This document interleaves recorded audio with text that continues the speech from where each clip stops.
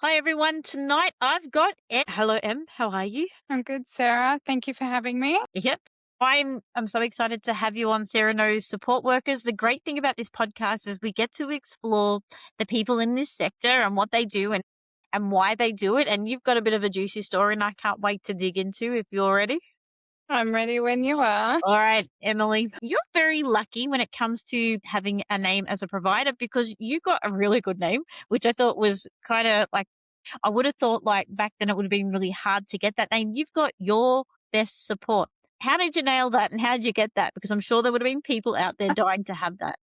It actually came to me from a support coordinator that I was working with before I created Your Best Support. So when I was in the, realm of do I, don't I, a support coordinator said, wouldn't it be great if you called it something like Your Best Support? Because at the time, my name was Emily Best. So that's it literally was perfect. It Yes. fits us to a T. It still does now. But yeah, it was just fate that was the beginning. What were you doing before your best support? Lots of things. Yeah. Right before Your Best Support, I was working as a support coordinator in a regional town, New South Wales. And what made you go, right, I reckon I could give this NDIS business a bit of a crack and go out and do it myself? Probably a number of things, COVID mainly. And a lot of people started during COVID. A lot of people, in that time of unknown went without support. And I was just in a really good space where I had 15 years of direct support with both intellectual disabilities, well, intellectual, physical, and psychosocial disability. So essentially, I was seeing there was so much need that wasn't being met because of COVID. And I chucked my hat into the wind and I was servicing people within a 2.5 to 3 hour region of where I was living, just doing really just recovery coaching. I did a lot of cooking. I turned my kitchen to this, I don't know, mass production of food services. A lot of people weren't able to access services to go to do shopping. They weren't able to access services to come into their home. So I essentially met that need during COVID, and that's how it all sort of came to be. So it's kind of an accident. Definitely. I did not expect to still be going 5 years later and as a registered provider. I literally thought I would coast through COVID and go back to support coordination. That was the original plan. Before support coordination, were you a support worker? Yes. I have had been a support coordinator, a support worker since 18. It's all I've done. I don't know anything else. We must be similar in age. I turned 30. I turned 38 this year. Yeah, it's so funny because I actually, because of COVID, I unofficially take a year off. So I always think I'm younger than what I tell people. But That it's, is, I'm going to take that. yep. But the wild thing about COVID is it did expand a lot of people's opportunity to open businesses and it really put a lot of people in a different direction than ever before. So from support work, what got you into support coordination? I was in Sydney working um, two jobs. I was working in a day program. I absolutely adore the day program. I love it.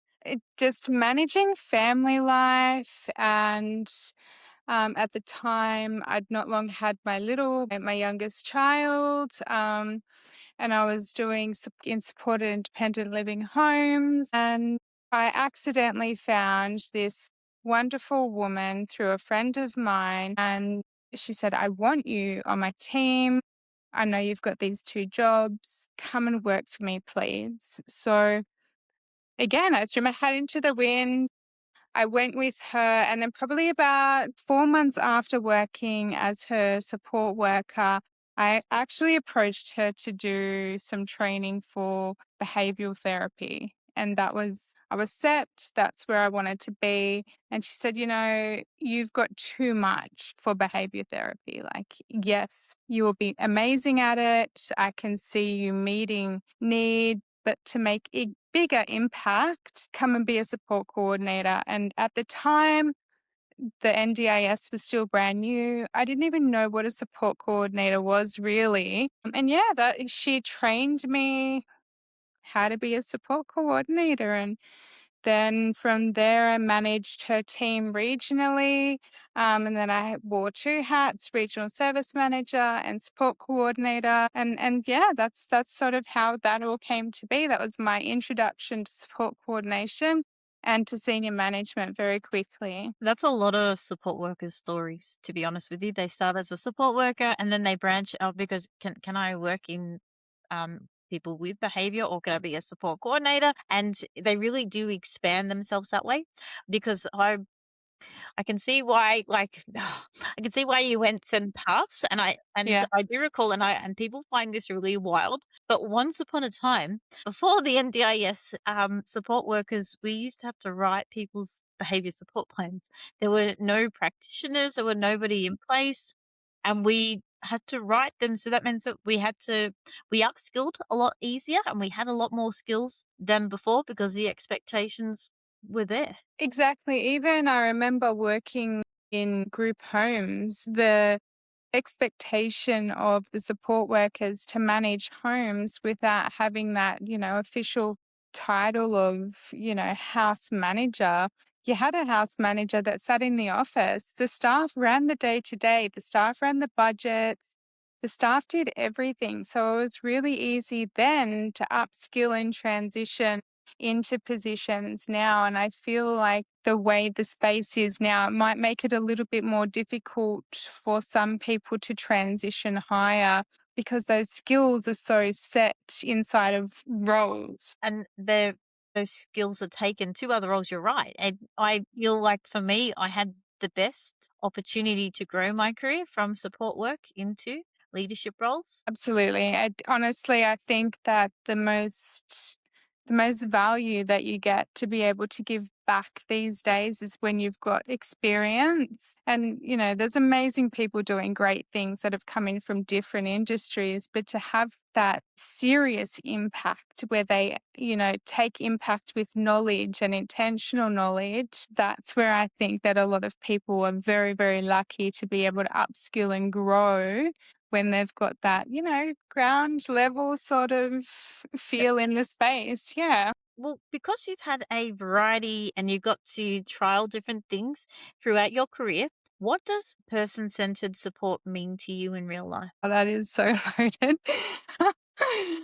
Look, I think person-centered support it's a one-on-one thing. It's how the person interprets the way they get their own support, the way that they're able to create their support flexibly, the way that the support impacts on them individually. You can have so many people with the same sort of diagnosis or be on the same spectrum. Every one person has that one support that's tailor made for them and with them, not for them to be delivered to them. Yeah.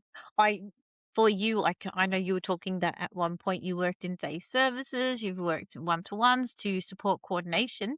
Do you believe that is like the reason why as a support coordinator now, when you see somebody's plan come in, that you're able to pick it apart and pull it apart how this person can be best served? Yeah, I do. And I think again, with having such depth of industry knowledge, standing, first of all, what is a goal? Standing, how does that goal relate to that person? Does that person even understand what that goal means to them? When we get the goals, and I see 7 or 8 goals now that are coming through, and they're saying, well, how do I do this? You go into full task analysis and break it down and understanding the depth of how to get to that end goal. Again, it comes back to having that knowledge of being able to work flexibly, be able to pivot where you need to, have really good understanding and knowledge of services and accessibility and what those goals are going to,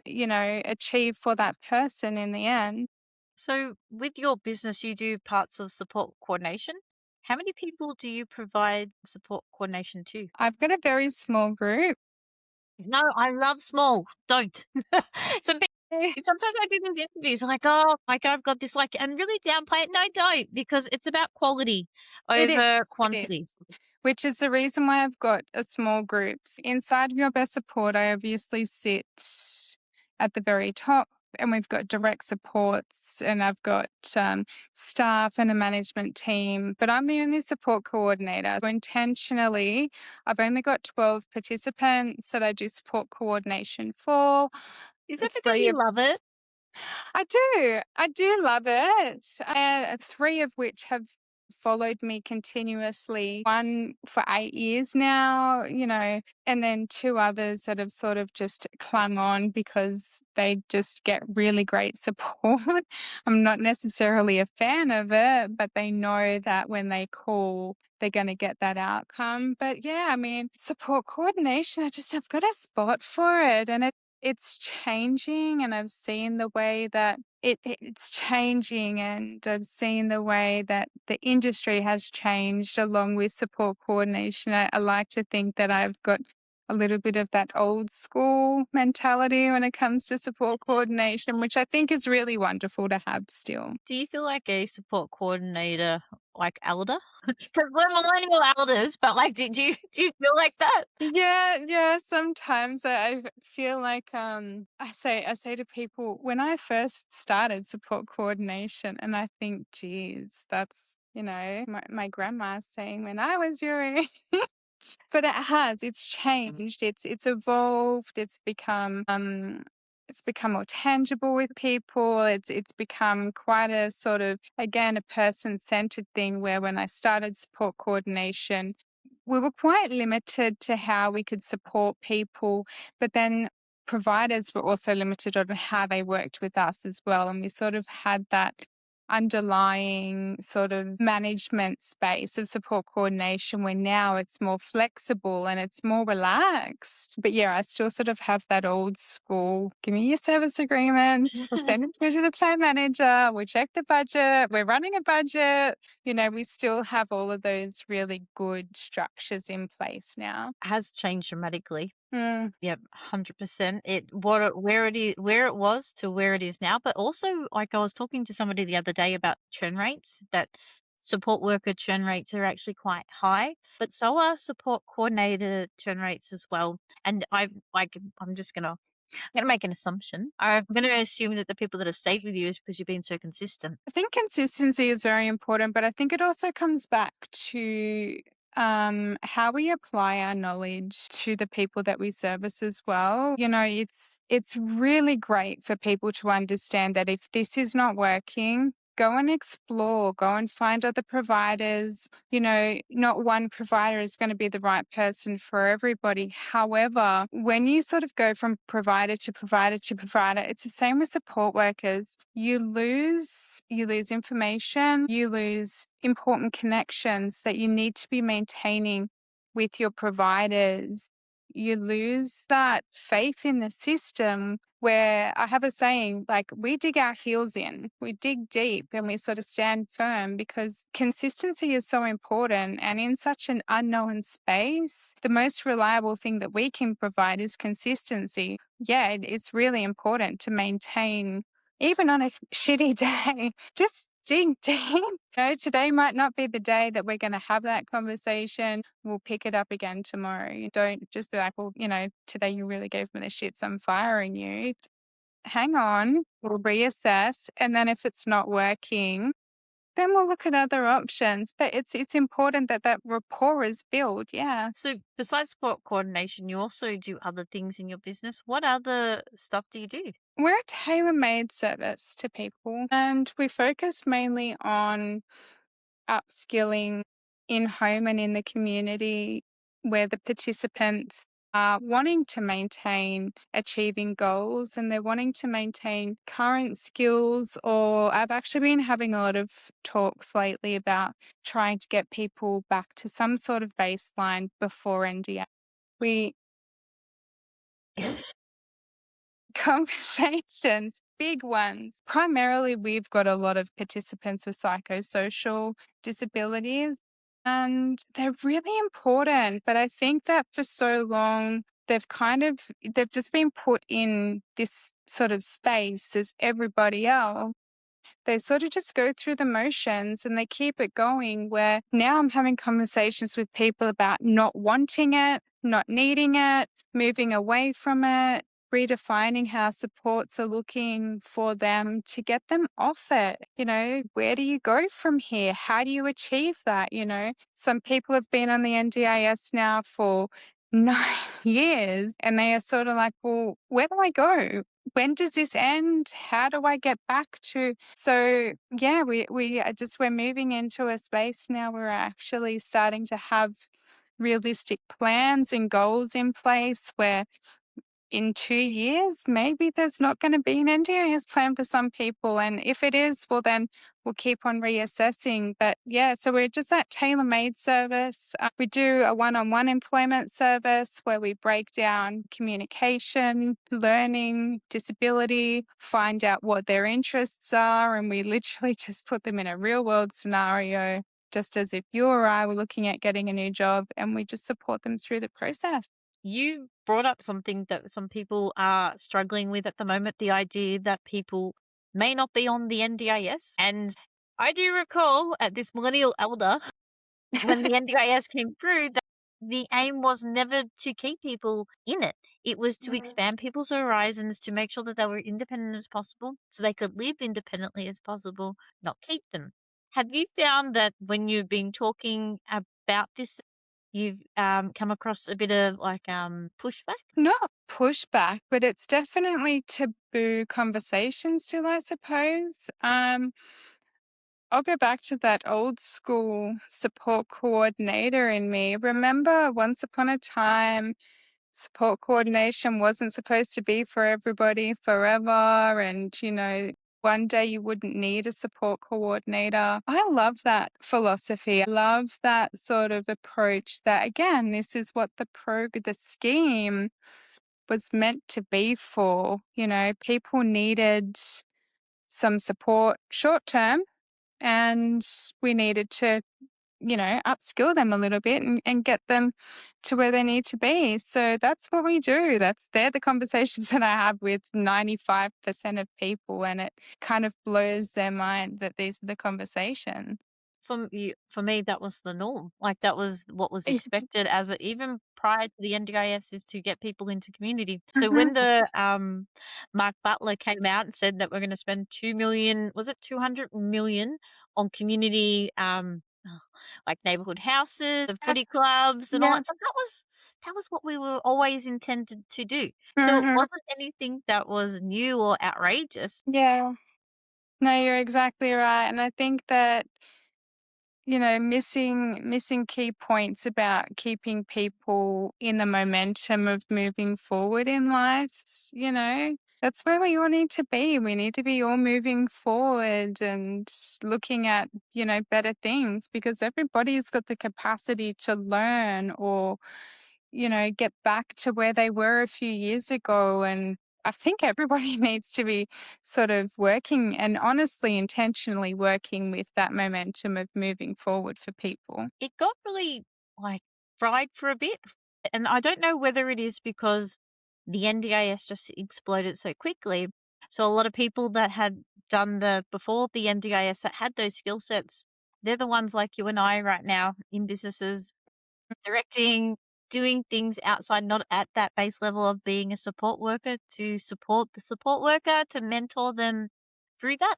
Because you've got a team of support workers, so, as a provider now, you have this meant like you talk about networking people into community, going back to skill sets. How do you support workers to have these type of skill sets to support people to be as independent as possible? In my team, we have got regular meetings that we run. We obviously have got the goals in place that the teams see directly in our systems. But it's just a part of our everyday discussion that we have. We have the discussions with the participants themselves. They've got their expectations on what they expect from us. And vice versa, it's about having that transparent conversation around service delivery and how they receive and accept the support. When I go through recruitment and I sit down with the people who I interview, it's already part of our culture, the skill set is there.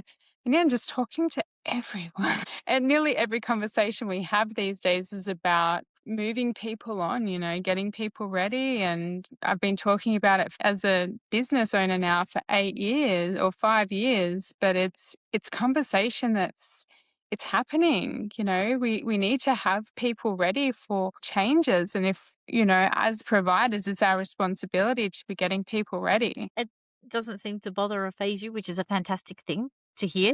Like, it's actually it's a relief Yeah.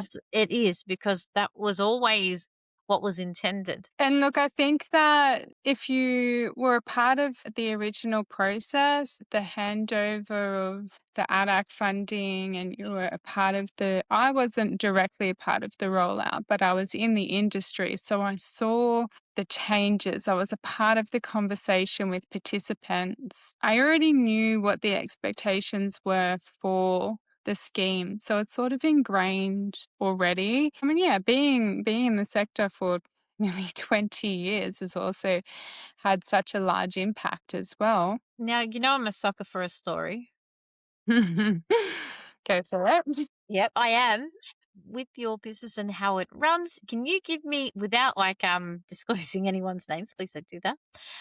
Can you tell me a story about a participant win? Yeah, I can. And this is an ongoing win for me. So I've had one participant in particular for 8 years. He was one of my first complex sort of support participants. And he just had already such a shitty run with the system, providers making promises that they couldn't and shouldn't have delivered on, his expectations still following through. I was green to support coordination when I got him. And one of our first conversations was just over the phone, and he said to me, "Oh, you're nothing but a fucking suit sitting behind a desk." And that's how we got started off. And again, I just had that dig deep. He needed somebody to understand his story and hear him, understand how he needs services to work for him. He was, and still kind of is, into electronics, no internet banking, everything is still you go to the post office. It has taken me a really long time, but he has an email. He emails me now, and he does electronic signatures, which is amazing. And he's taking photos and letting me post them on social media. And he's actually talking to me about setting up electric and gas accounts. What? Is this it's taken 8 years, but, something so small like that for somebody, if he had have gone through providers, his faith in the system would have stayed. Exactly. And, that, there's lots of big wins. But for him to be connected, being a bit of an older gentleman, but being connected and moving with the time, that is just, I'll take that win. 100%. I would take that. I've had a participant very similar, and it Yeah. does it's a long build Mhm. and support, Yeah. but it can be done. And it is that consistency and, holding, like you said, holding your ground and Mhm. supporting him the whole way through. It Yeah. isn't easy. It is definitely challenging at the best of times. But God, it's what an outcome to be able to email. You got further than I did. Yeah. Look, I didn't actually ever think we would get this far. Mind you, I created the email address for him about 3.5 years ago. And it was this year he decided he was going to send me an email. We went and had a coffee and he said, "Oh, I have something to tell you." I'm like, "Oh, is this the day you're going to fire me?" Like, is this the day you found somebody else? He's like, "I'm going to send you an email." I was like, "What?" It genuinely went through a whole process of like, "Did you just say those words?" And he's like, "Yep, I'm going to send you an email and then I want you to send me a service agreement so I can sign it." It was honestly, I was in shock, but he's doing it now. And I've even got providers emailing him now, and he still emails me and calls me, and he has a rant about the internet. And I'm like, "Yep, this is welcome to the real world." You know what find that's really cool about what you do as well? Because you do the one-to-one supports and you break that down. Don't mind. You said about communication, and do you do communication aids or do you build them? Like, how does it work? Because a few people would be listening to this podcast wanting to be inspired of what they could do differently. Communication, it's so powerful, right? Like if you can't communicate, you're already not doing what you need to do as a provider or as a person trying to have an interaction with another. We learn essentially people's communication and then we adapt to their communication. So obviously, us being able to transfer our knowledge onto somebody else, that's really helpful. But it's more helpful for us to learn theirs and us to have that knowledge to be able to pass on and educate. You know, we've already got it. We just need to then share it. And it's a lot easier for us to learn somebody's finger signs or different sorts of vocal. Oh, It's right. Or worked in a day program when I was much younger, and one of the criterias was they had to be either hearing or vision impaired. So very early on, I learnt keyword sign language. Not the greatest. Definitely need a refresher. However, you know, a lot of people I learnt really early on had their own adapted sign language, which was really hard because nobody understood what they were saying. So for us to learn what they were saying, obviously we had to learn that first and then teach them how to then correctly sign back. So they had their adapted sign, which was amazing, but then to have efficient communication back, you know, you would acknowledge, but then be like, well, this is the right way. And then I think I've just been really lucky with where I've been, and it's always been about learning and educating. So yeah, it's just about us learning their style and then, you know, then we just work with it. I like the fact that they've created their own slang. Mhm. It reminds me of so many memories that I've had. So, I too, back in my heyday, was in a group program. And on the weekend, I remember I was like at Coles and I was just doing my grocery shop as normal. And then the person, like, I could hear, but they didn't use words, they used sounds. So I was like, "Oh, that's so and so." And the next, oh, they're not happy. Yeah. Like, oh, it's Yeah. crazy what you can learn because you are really adapting to somebody else's communication style and Mm. taking it on board because they've already predicted it. Oh, God, I love that stuff. Oh, do you gonna get me like this could be like a whole podcast and a Go half for it. or where I talk about communication and how important it is and what we learn from it.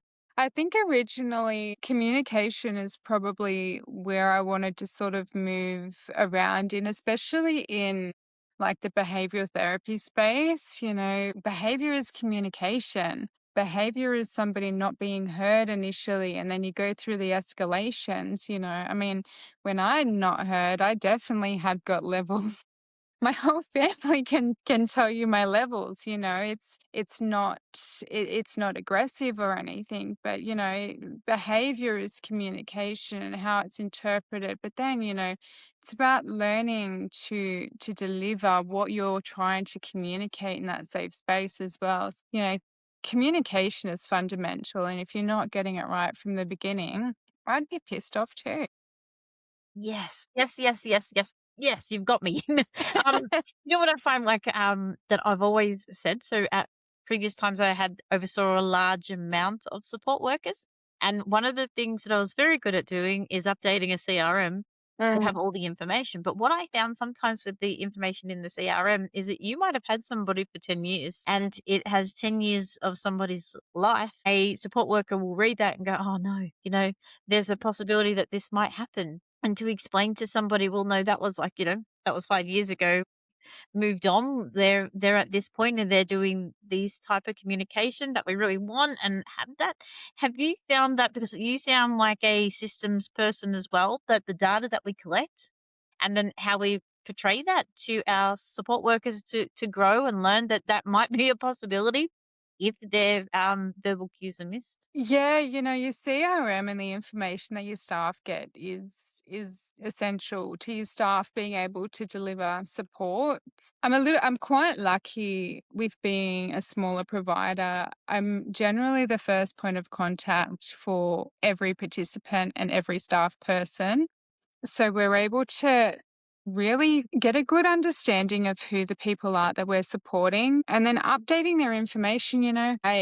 I give that to the staff. I let the staff who work with the participants, we've got our base of a client profile, support plans, communication, but I don't work with them every day. I get a really important opportunity to meet them initially and get inundated with information that I have to process into a system. But the team is so fundamentally important to that. And then, we've got our 12 monthly check ins. If things aren't working, how do we reassess? But long term, maintaining that communication profile or that person's profile, that's important to maintain previously. So, you've got your updated and then you've got prior to, and this and this has led to. But yeah, it's hard to maintain having that efficient information.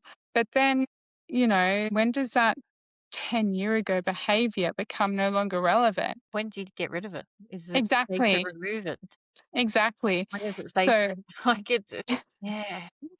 having it for the sake of knowing it and being able to refer back to it, yes. But just changing the way your systems work for each participant. It comes back to that person-centered approach. If it's no longer relevant, update your system. Don't delete it. Just have a current profile done. Get your staff to do it because the staff are the ones working, going to the appointments. They're in there doing the nitty-gritty stuff. I love it because it's because we hear what their side of how it looks, and because what I think at times a person does routine wise is completely different to what they're actually doing. So it's making sure that it's current. Exactly. Back to what we were saying before, when we were working in group homes and day programs, we would automatically just do it anyway. Our managers weren't doing it. Our managers were, I don't know, doing all their other stuff, right? It was a wild time. I had a manager who sat at a desk for 8 hours a day and she just told everybody what to do. And it was like, okay, we just did it. So I think having that responsibility ingrained through the systems and through the companies that I worked in, giving the staff the responsibility, that's upskilling them as well. That's giving them Ownership. the opportunity to grow their skill sets. Now, I've had this chat with somebody the other day, which I'm curious to have your take. When we open a business, everyone's like, "Oh, you got to be in a business, but you shouldn't be working in your business. You'd be working out of it." And I was talking to a owner the other day going, "Oh, stuff that. I love working in it. That's why I did it. I didn't open this business to be on the outside. I want to get my hands in the thick of it." I feel like you're somebody that likes to be in the thick of it. Is that a bad assumption? No, it's definitely not a bad assumption.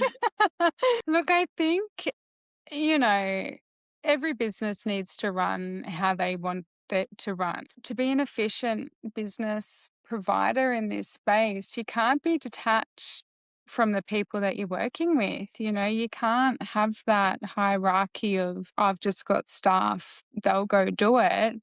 Y- I think you lose like a really important human factor if you're not going to get in and do the early morning shower shifts or go and do the shifts with the 2 to 1s, like what are you doing if that's not what you're doing, like really? And people are going to probably hate me for it, but guys, we're working with participants who are people, like get out of your office and know your participants, know your staff, get in the thick of it. You know what I thought was wild? The other day, so I interviewed the CEO of Higher Up. I found out he does support work to ensure that he knows what it's like to be a support worker. And I was like, "Oh, you're doing like undercover boss? Like this is he's like, no, like this is legit. This is part of my company. Yeah. Like the Yeah. part of the company that I'm a CEO for, that I have to be in the thick of it or else I Yeah. lose sight." Yeah. Oh, wow. I'm actually doing support shifts tomorrow. I'm driving 2 hours to go and cover a full day of support shifts because you need to. You need to have that reality, but it gives the participants autonomy to have an uncomfortable conversation if they need to talk about things. It's hard to talk when a support worker's around, it's hard to talk while you're by yourself. I have found out so much about my staff just going and doing supports and just having those conversations. And I'm like, okay, like maybe we need to sort of just fine tune that a little bit, like that's really Yeah. great. But, Look, I did the same thing. I agree with you because you have to yeah, turn up and be present. It's yeah, not something that you can do over a Zoom. It is something that you've got to go to somebody's house, have those conversations continuously. most definitely. Yeah. And it just, I'll say to everyone, I'm a support worker. Love a support I'm a worker. support worker. Well, like when people talk about this, there's nothing, this is a profession and a half. Like it is one of the best jobs I've ever had, being a support Yeah. worker. I talk to my girls all the time, my staff, and they say I'm just a support worker. I'm like, hold on, hold Whoa. on, hold on. Like, whoa, just a support worker. I'm like, what are you doing? You Don't guys are, downgrade this. yeah, exactly right. Like, you guys are the absolute glue that holds these people together, like, throw that word just out the window. You are a support worker. You are the goddamn show up of every day. You are the good day, the bad day, the fuck off of all days. You are there. And I think that's why the team that I have is so great, because inside of those conversations, it's very empowering when you take away just and you understand the depth and the complexity of the roles, because we take it for granted of what we do. It's not just a job. You change people's lives. That if you weren't there, Things go right? kaput. Like it's yes.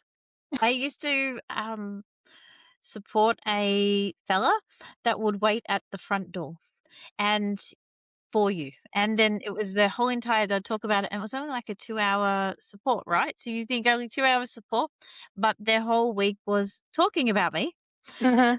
to Uh-huh. the weekend, get to the set day, and waiting at the door for me to turn up. I mean, what an impact you're having on somebody's life. And if you think about the churn rate of support workers and how Yeah. many they have, if you can have an impact on somebody and that they remember, yeah, still contact today, Yeah. if they can remember you for that long and have fantastic memories, what an impact. When I was 19 and I did my Cert 4 in disability, and this was well and truly long before the NDIS was even a thought process. My trainer then let me know that each person with a disability who receives support at that point in time had 35 people as a support worker in their life. And I thought, that's a lot, like 35 people, 35 relationships built and broken, 35 people seeing you stuck as in the shower, 35 people not screwing up your medication or your meal plan. Like that's a lot, like, and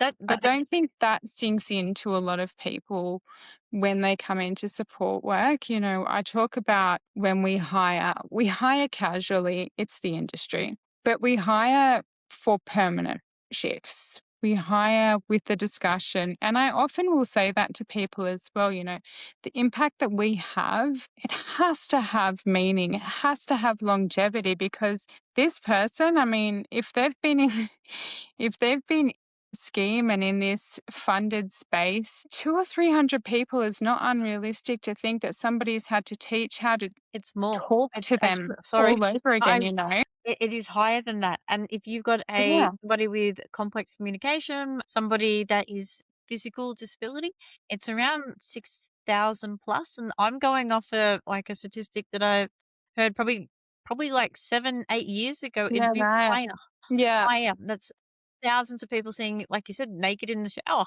Exactly. And that's where, consistency and digging deep, from both sides, like, both sides of the table have to take accountability and responsibility here. But, digging deep and being consistent, it is so important. And it's so important beyond the depths of just showing up and going shopping. It's, More than shopping, and then yeah, when somebody says exactly. that to me, it's actually a breakdown of, Yeah. like, to get to a location, when you're at the location, pulling out your wallet, trying to figure out if you've got enough cash or not, like, Mm. there's a lot to it, and then, like, I don't know you, but I did a lot of work locally, and it felt like at times that I was, like, with this, like, celebrity. I'll be Um, walking down the street or the supermarket with this person, and they know everybody. So, if and I think this is a wild part with support work, right, is if they already know everybody, the likelihood of you doing something wrong and getting caught is so high. oh, Why yeah. bother? Yeah. Why? Like, Yeah. I find it, when people talk about, "Oh, support workers are on their phones," and, like, I hear all that type of stuff, and then I think to myself, "Why?" Because you're gonna get, like, what's the point of it? You will get caught. It's not a matter of if, it's really when, because they know everyone. Exactly. And especially when they've been in the community for so long. They know everyone. Yes, they are your biggest marketers as well, because they been in the community for so long. So, sorry, I got a little bit off topic with some of That's our okay. questions. That's all right. What do you hope people feel when people enter into your service, your best support? How do you hope they feel? And participants or staff? Oh, we'll go both. Why not?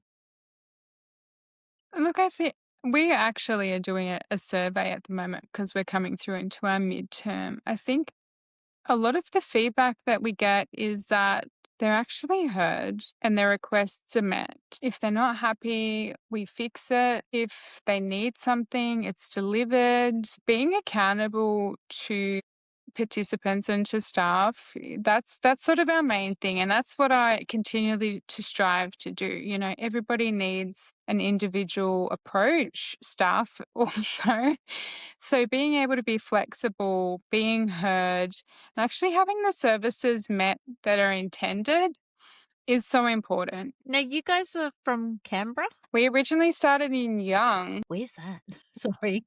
I'm not geographically You were placed not, at yeah, the best okay. of times, okay?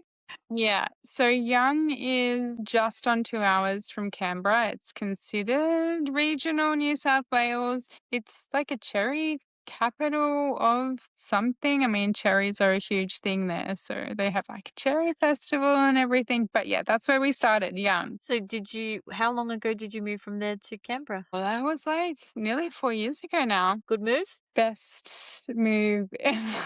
I love Young. It's the town that like people don't want to leave. It's a very welcoming town. It's very family. There's a lot of independent business. I think I was just too big for Young. I was a Sydney girl. I'm very, very different. I am a shitstorm naturally. So coming to Canberra, I can have the impact that I intend to have, and I can spread it and I can share it and I can grow and learn on it as well. I learn something new every day. And as much as I love Young, that learning is just, it's not there. You know what? You be careful of those small towns, I tell you, they talk. And Yeah, I yeah, think they do. I did a lot of regional work out of, Melbourne, like regional and some a little bit rural, like very little, but they're small towns. So if you're a provider in a small town, you wanna be a very good one. because you're Yeah, known. yeah. So we don't advertise for participants over in Young, obviously, because it's pretty well covered over there. They've got some pretty good providers. They've got some exceptional independents. But the participants that we've had over there, they've been on since like before I was a register. They've been on since COVID. Yep. So they're not going anywhere, touch wood. And we just go through the motion with those ladies and gents, and we just continue doing the good work that we do. But I mean, that even speaks for itself, being able to have participants who couldn't find providers, who weren't happy with providers, who weren't being heard with providers. 5 years in, still getting the results that they got when it was me providing support. I'm pretty happy with that for them, that they've found their consistency there. Yep. Yeah. What is your big vision for your company for the next couple of years? The vision grows every day. Look, I think the vision still will intentionally be just building capacity, building resilience, growing skills, new, old, wild. Yeah, and just keeping on just providing that quality that people really, really are craving. Yeah. And if anyone was looking to join your service as a participant or a staff member, how do they find you? We have got a website, www.yourbestsupport.com.au. We are on Facebook, Your Best Support. We're on Instagram, Your Best Support, ACT_New South Wales. And my phone number is just everywhere. Or, I mean, email. Email is always good. So Yep. Emily@yourbestsupport.com.au. We've got specific referrals for specific Yep. programs. Yeah, just get in contact and have the conversation. Thank you so much for joining the podcast tonight. No, thank you, Sarah. It's been a blast.